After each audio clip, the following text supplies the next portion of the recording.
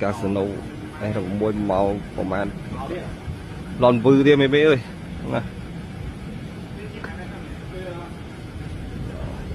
chó mày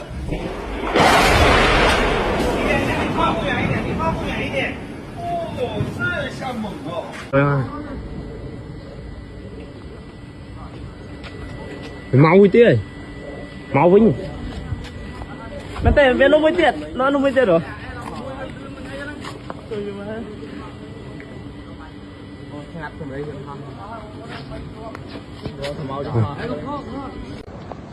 trời mà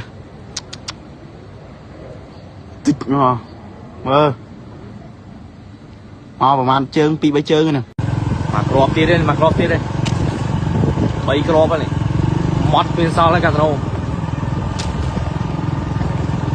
lẹ cháu này